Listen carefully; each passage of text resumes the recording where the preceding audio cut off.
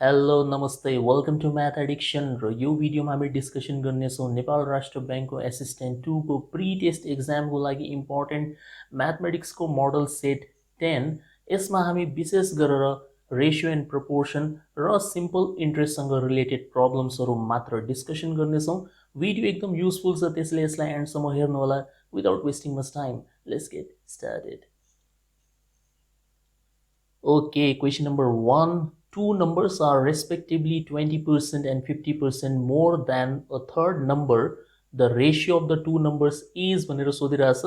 दुई संख्याहरू क्रमशः तेस्रो संख्या भन्दा 20% र 50% ले बढी छन् भने त्यो दुई संख्याहरूको अनुपात कति हुन्छ त्यो हामीले निकाल्ने। ठीक छ? सो एकदम सिम्पल क्वेशन। यसमा तपाईं के गर्नुहुन्छ भन्दाखेरि जो तेस्रो संख्या छ, थर्ड नम्बर, त्यसलाई तपाईं 100 भनेर सपोज गरिदिनुस् है। एक्स मान्नु भन्दा पनि 100 मान्नु भयो भने एकदम इजी हुन्छ।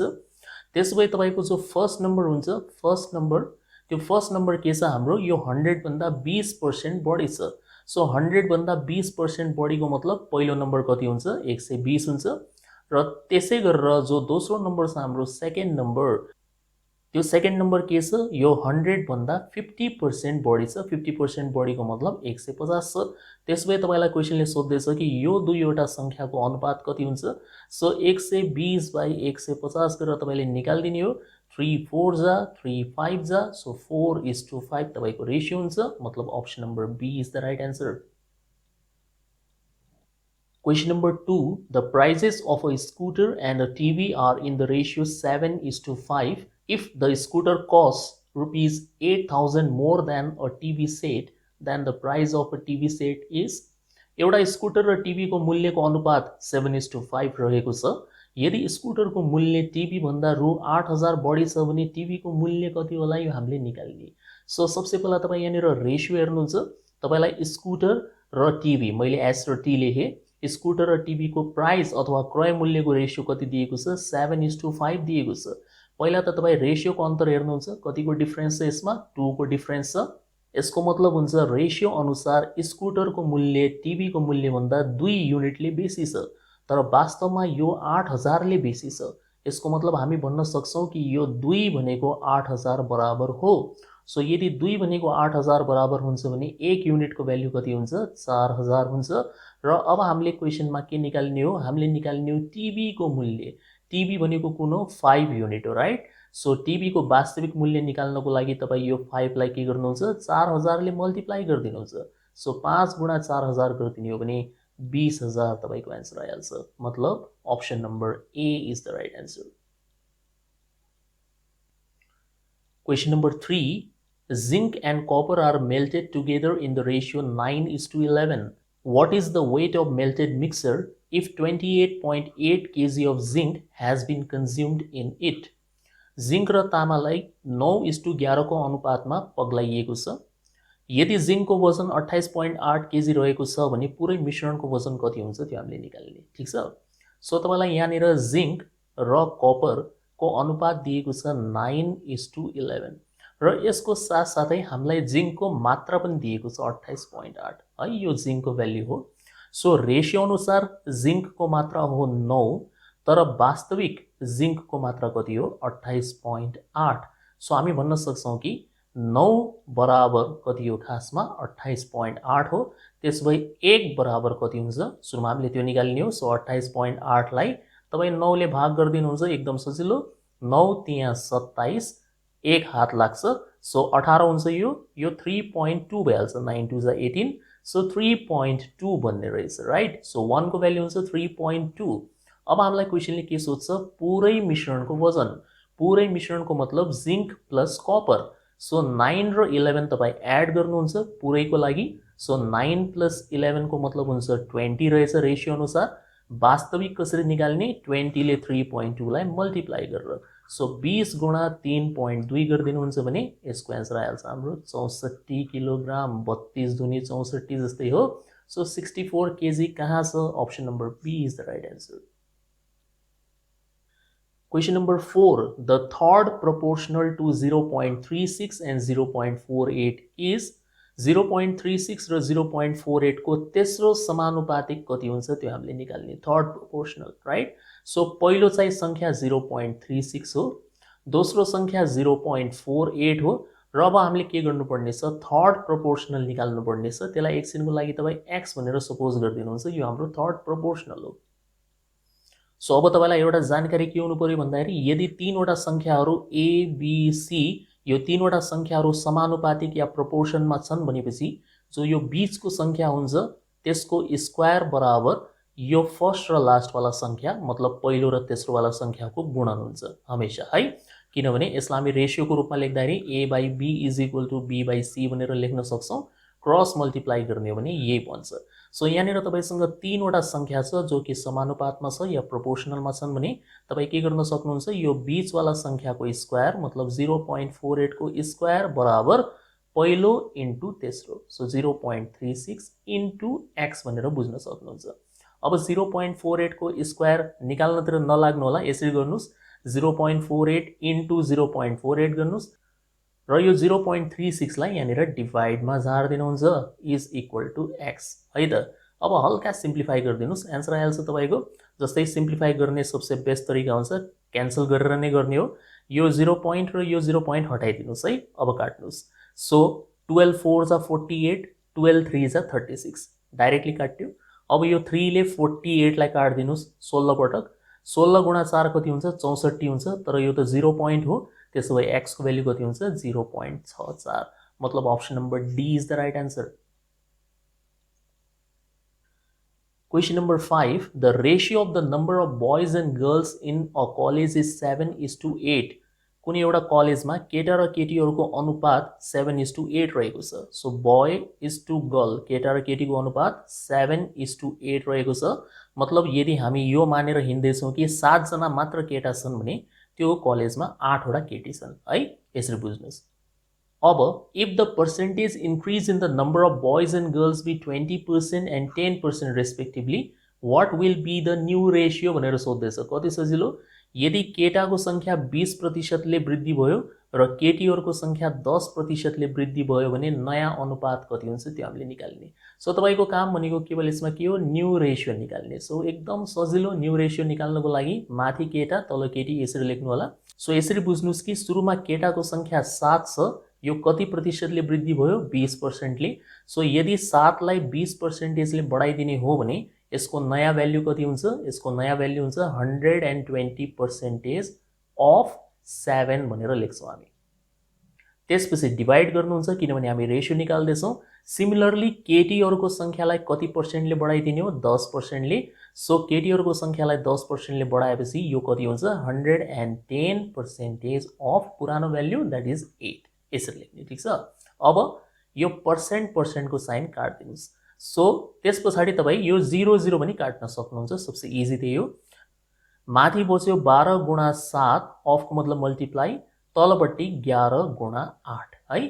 त्यसपछि 4 2 जा 8, 4 3 जा 12, 3 into 7 21, 11 दूनी 22। सो 21/22 मतलब 21:22, ऑप्शन नंबर बी यसको राइट आन्सर हो। यसमा तपाईले त्यो 7x 8x या 700 800 यसरी सपोज गरेर पनि निकाल्न सकिन्छ है, तर यो खाली अलिकति लेन्दी हुन्छ। किन सपोज गर्नु पर्यो, तपाई यसरी डाइरेक्टली गर्न सक्नुहुन्छ। बस यति मात्र बुझ्नुस् कि कुनै पनि चीजलाई सर्टेन पर्सेन्टेज ले बढाउनुको मतलब 100 मा जोड्नु पर्छ हामीले। सो 20% ले वृद्धि हुनुको मतलब 120% लेख्नु पर्यो, 10% ले वृद्धि हुँदाखेरि 110% लेख्नु पर्छ, ठीक छ। Question number 6. Sam borrowed rupees 12,000 from his friend at simple interest of 6% per annum. Sam भन्ने व्यक्तिले आफ्नो साथीबाट 12,000 रुपैयाँ उधारो लिएको छ, वार्षिक साधारण ब्याज 6% को दरमा। He returned his friend rupees 15,600. उसले यदि आफ्नो साथीलाई 15,600 रुपैयाँ फिर्ता गर्यो भने after how much time did Sam return the money? कति समयपछि उसले यो रकम फिर्ता गरेको रहेछ। सो हामीले बेसिकली यसमा के निकाल्ने हो, टाइम निकाल्ने हो, राइट। तपाईलाई यसमा सामा दिएको छ, अमाउन्ट दिएको छ, रेट दिएको छ र त्यसपछि हामीले टाइम निकाल्ने। तपाई यसमा फर्मुला लगाएर पनि गर्न सक्नुहुन्छ डेफिनेटली। सुरुमा तपाई साधारण ब्याज निकाल्न सक्नुहुन्छ, अमाउन्ट माइनस प्रिन्सिपल गरेर, र त्यस पछाडि तपाईँ टाइम निकाल्न सक्नुहुन्छ यो तरिकाद्वारा SI into 100 divided by PR। धेरैलाई यो वाला छोटो लाग्छ होला, तर अलिकति लजिकली सोच्न पनि सिक्नुहोस् हैन, एक्जाममा धेरै नै काम लाग्छ है त। सो हामी बिना फर्मुला यो वाला क्वेसनलाई यसरी सल्भ गर्न सक्छौं। स्याम भन्ने व्यक्तिले 12,000 रुपियाँ उधारो लिएको हो, मतलब यो प्रिन्सिपल हो। फिर्ता गर्ने बेलामा 15,600 फिर्ता गर्दैछ, मतलब यो एमाउन्ट हो। कति बढी फिर्ता गरेको छ? 3,600 बढी फिर्ता गरेको छ। यो भनेको तपाईको के हुन्छ? ब्याज हुन्छ, सिम्पल इन्ट्रेस्ट हुन्छ, राइट। एक्जाममा यो सब लेख्नु पर्दैन, मनमनै सोच्ने हो। कति बेसी फिर्ता गर्यो? 3,600। अब यो 3,600 रुपियाँ ब्याज कति वर्षको हुन्छ त्यही हामीले निकाल्ने हो, ठीक छ। एक वर्षको हामीलाई थाहा भयो भने इजिली हामी पत्ता लगाउन सक्छौं। सो एक वर्षको ब्याज कसरी निकालिन्छ? एक वर्षको ब्याज निकाल्नको लागि 6% अफ प्रिन्सिपल गर्नुपर्छ, किनभने यहाँनिर रेट 6% छ। सो पहिला तपाईँ रेट लेख्नुहुन्छ अफ प्रिन्सिपल, सावा 12,000। अब इजिली सिम्प्लिफाई गर्न सकिन्छ यसलाई। पर्सेन्टेज काट्नुहोस् र यहाँनिर पछाडि दुईटा जिरो पनि काटिदिनुहोस्। 120 गुणा 6 गरिदिने हो भने 720। यसको मतलब एक वर्षको ब्याज 720 हो। त्यसो भए टोटल ब्याज 3600 तिर्न कति वर्ष लागेको होला? 3600 डिभाइडेड बाई 720। 0 काटिदिनुहोस्, ठ्याक्क तपाईको 5 पटक गइहाल्छ।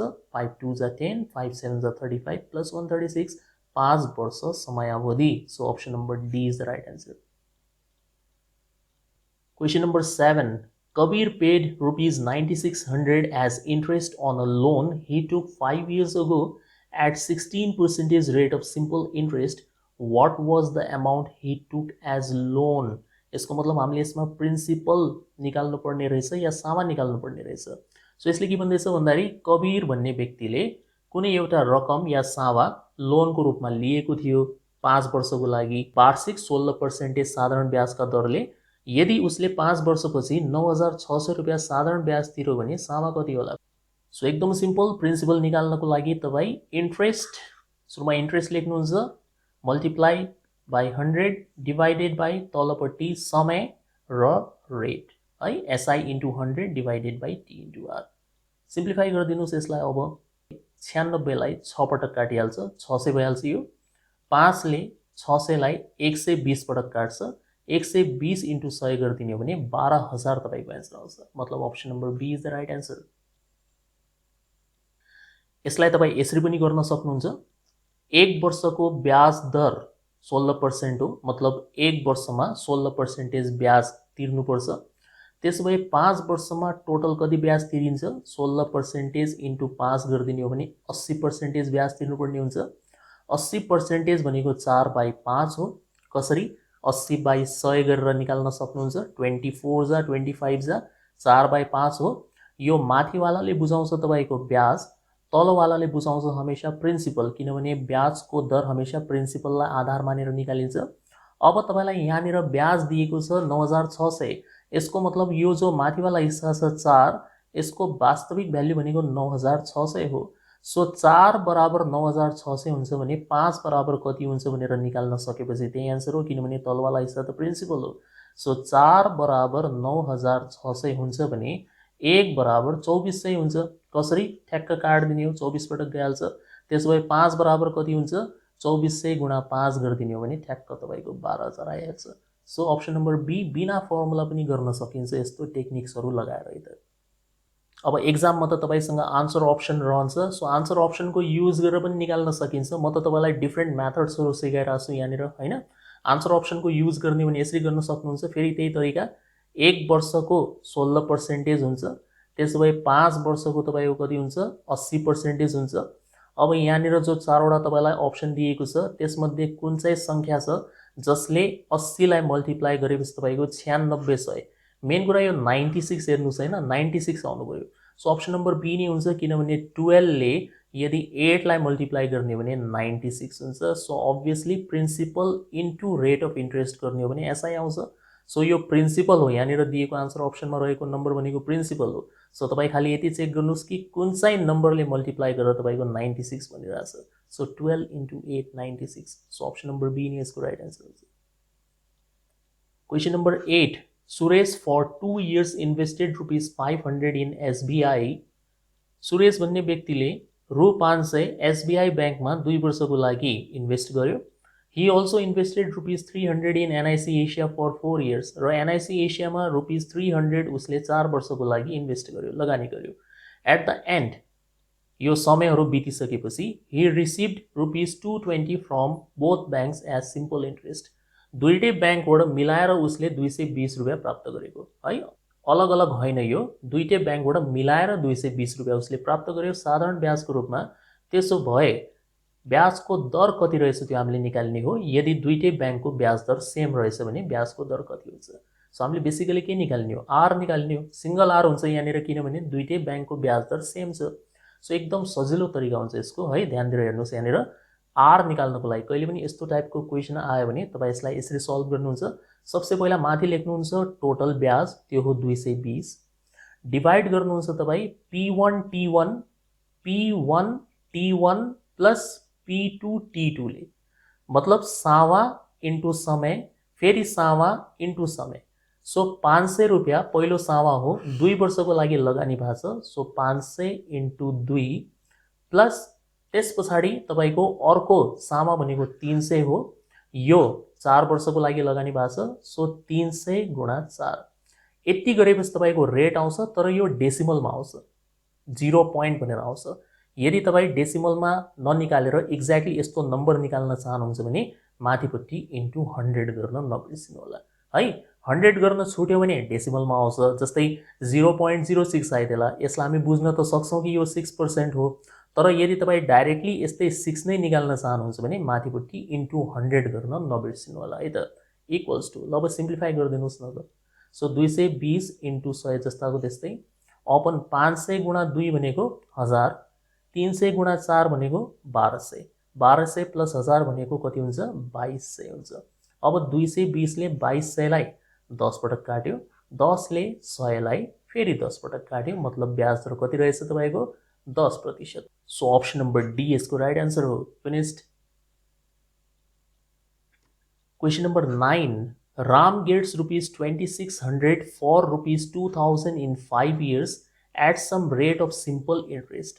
यसको मतलब हुन्छ रामले लगानी गर्यो 2000, तर उसले 5 वर्षपछि 2600 रुपियाँ पायो. 2000 सावा हो, 2600 एमाउन्ट हो है त. समय भनेको 5 वर्ष हो. Had he invested in other places where rate of simple interest is 3% more than current rate, यदि उसले कुनै अन्य ठाउँमा लगानी गरेको भए जहाँनिर साधारण ब्याजको दर अहिलेको भन्दा 3% बेसी भएको भए उसले यही सेम समय 5 वर्षको अन्तरालमा कति रुपियाँ कमाउँथ्यो होला, मतलब कति एमाउन्ट हुन्थ्यो होला, त्यो हामीले निकाल्ने. सो जाहिर कुरा तपाईँको आन्सर 2600 भन्दा त बेसी नै हुन्छ नि हैन, किनभने तपाईँ यदि पुरानो ब्याज दरमा 2600 रुपियाँ पाइराख्नु भएको छ 5 वर्षमा, त्यसभए 3% अझ बेसी ब्याज गरिदिने हो भने डेफिनेटली 2600 रुपियाँ भन्दा त बेसी कमाउनुहुन्छ है. सो यही कुरा हामीले पत्ता लगाउने. How much would have Ram got in the same time, कति उसको एमाउन्ट हुन्थ्यो त्यो हामीले निकाल्ने. ठिक छ. ओके, सो यसरी सोच्नुहोस्, 2000 रुपियाँ लगानी गर्यो, पायो कति 2600, कति बेसी पाइरहेछ 600 बेसी पाइरहेछ.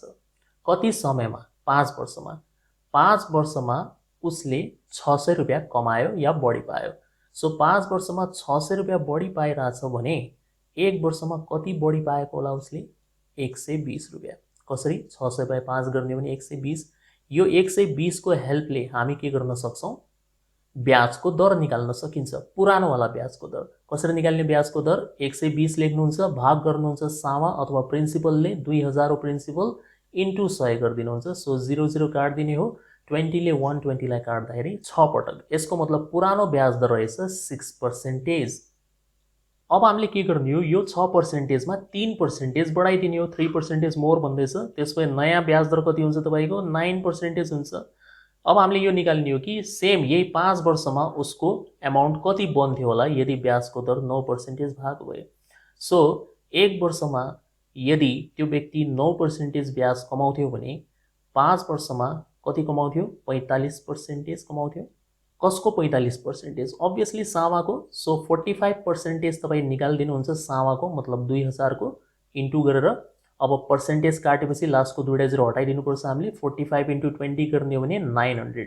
सो उसको ब्याज, साधारण ब्याज कति हुन्थ्यो, 900. तर हामीले यहाँनिर एमाउन्ट निकाल्ने हो. सो एमाउन्ट निकाल्ने तरिका हुन्छ सावामा यो ब्याज जोड्नुहोस्। सो 2000 मा 900 जोड दिने हो भने 2900 रुपैयाँ उसको के हुन्थ्यो, एमाउन्ट हुन्थ्यो। मतलब option number A is the right answer है। गाह्रो जस्तो लागिरह होला, के गाह्रो छ यसमा, केही पनि छैन। हामीले कसरी सुरु गर्यौँ म तपाईँलाई बताइदिन्छु। सुरुमा 2000 रुपैयाँ लगानी गरेको, 2600 रुपैयाँ कमायो, 600 बेसी कमायो। 600 बेसी कमाउन लागि समय कति लाग्यो, 5 साल। त्यसो भए 1 सालमा कतिले बढेको होला, यो 120 रुपैयाँले बढ्यो। अब यो 1 सालको भ्याल्यु हामी किन निकाल्छौँ, किनभने ब्याज दर त वार्षिक हुन्छ नि त। सो जबसम्म तपाईँसँग 1 सालको भ्याल्यु आउँदैन तबसम्म कसरी तपाईँ साधारण ब्याज दर निकाल्न सक्नुहुन्छ। सो 1 सालको भ्याल्यु, त्यही भएर निकाल्यौँ हामीले। अब यो 120 को हेल्पले तपाईँ रेट अफ इन्ट्रेस्ट निकाल्नुहुन्छ। यो पुरानोवाला हुन्छ। कसरी निकाल्ने, 120 भाग प्रिन्सिपल 2000 इन्टु 100, 6% आयो। अब प्रश्नले भन्छ कि यदि 6% नभएर योभन्दा 3% बढी ब्याज पाउने ठाउँमा लगानी गरेको भए कति एमाउन्ट पाउँथ्यो होला। सो 6% मा तपाईँ 3% जोड दिनुहोस्, एड गरिदिने हो, 9% हुन्छ। सो मतलब अब हामीले के बुझ्ने हो, 1 वर्षको ब्याज दर 9% हो। त्यसो भए 5 वर्षको ब्याज दर कति हुन्छ, 45%।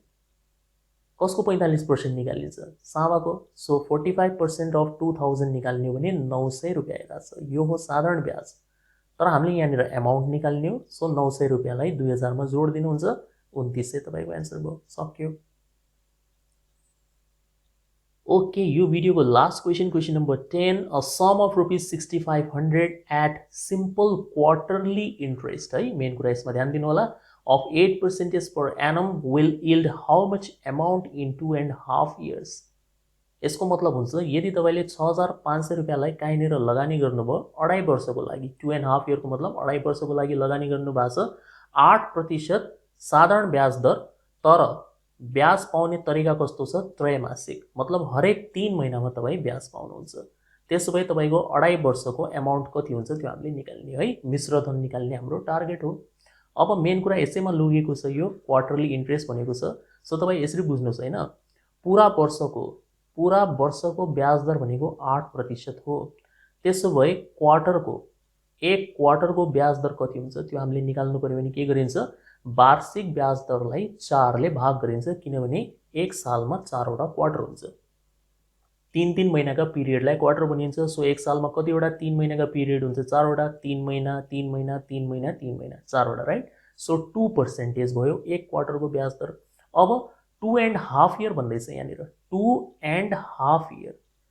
2.5 इयरमा कतिवटा क्वार्टर हुन्छ टोटल, 2 इयर्समा त 8 वटा क्वार्टर हुन्छ। एक सालमा 4 वटा हुन्छ भने 2 वर्षमा कतिवटा क्वार्टर हुन्छन्, 8 वटा हुन्छ। र हाफ इयरमा, आधा वर्षमा तपाईको 2 क्वार्टर अरु हुन्छन्। सो 8 + 2 गरिदिने हो भने टोटल 10 क्वार्टर्सहरु बन्छन् है त, 10 क्वार्टर्स। थोडा सोचेर लेख्नु होला है त, यो याद गर्ने चीज हैन।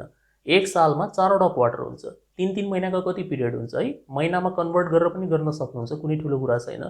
2.5 इयर हैन, 2 वर्ष र त्यसपछि हाफ इयरको मतलब हुन्छ 6 महिना। यसलाई तपाईँ महिनामा कन्भर्ट गर्नुहोस् त, कति बन्छ यो, 2 वर्ष भनेको 24 महिना र त्यसपछि 6 महिना अझ जोड दिने हो भने 30 महिनाको समय भयो, 30 मन्थ्स। अब यो 30 मन्थ्सलाई क्वार्टरमा कन्भर्ट गर्नको लागि के हुन्छ तरिका, 3 महिनाको एक क्वार्टर हुन्छ। 3 महिनाको एक क्वार्टर हुन्छ भने 30 महिनामा कतिवटा क्वार्टर हुन्छ, 30/3 गरेर पनि तपाईँ निकाल्न सक्नुहुन्छ, 10 क्वार्टर्स हुन्छ भनेर है। जसरी बुझ्नुहोस् तपाईको 10 क्वार्टर भनेर आउँछ 2.5 इयरमा। सो एक क्वार्टरको ब्याज दर 2% हो भने 10 क्वार्टरमा कति ब्याज पाउँछौँ हामी, 10 × 2, 10 × 2 को मतलब 20% टोटल तपाईँ ब्याज कमाउनुहुन्छ। सकिहाल्यो त हिसाब, यही त हो मेन निकाल्नु पर्ने। सो हाम्रो टोटल सिम्पल इन्ट्रेस्ट कति बन्ने रहेछ, 20%। सिम्पल इन्ट्रेस्ट हमेशा कसको निकालिन्छ, सावाको। सो 20% अफ सावा मतलब 6500। अब यो पर्सेन्ट काट्दिनुस्, पछाडिको दुईटा 0 काट्दिनुहुन्छ। 65 × 20 गर्ने भने 1300 आउँछ। 1300 भनेको तपाईको ब्याज हो। त्यसो भए एमाउन्ट कति हुन्छ त, एमाउन्ट भनेको 6500 मा 1300 थप गरिदिने हो। सो 7800 तपाईको एमाउन्ट बन्छ। Option number B is the right answer. So यस्तो आइडियाजहरु लगाएर तपाईँ पढ्ने कोसिस गर्नुस्, अनि अलिकति बेसी इन्ट्रेस्टिङ हुन्छ म्याथ्स है त। ओके, यो भिडियोमा यति नै। होप यसमा एक्सप्लेन गरेको सबै टेक्निक्सहरु तपाईलाई राम्रो लागेको होला। यदि यो भिडियो मन परेको छ भने लाइक र शेयर पक्कै पनि गर्नुस्, र मेरो युट्युब च्यानल म्याथ एडिक्सनलाई सब्स्क्राइब गर्नु भएको छैन भने कृपया त्यसलाई छिटोभन्दा छिटो सब्स्क्राइब पनि गर्नुस्। म यस्तै युजफुल भिडियोज लिएर तपाईको लागि टाइम आउँदै गर्नेछु। अहिलेको लागि बिदा हुन्छु। Thank you for watching the video. See you soon in the next video.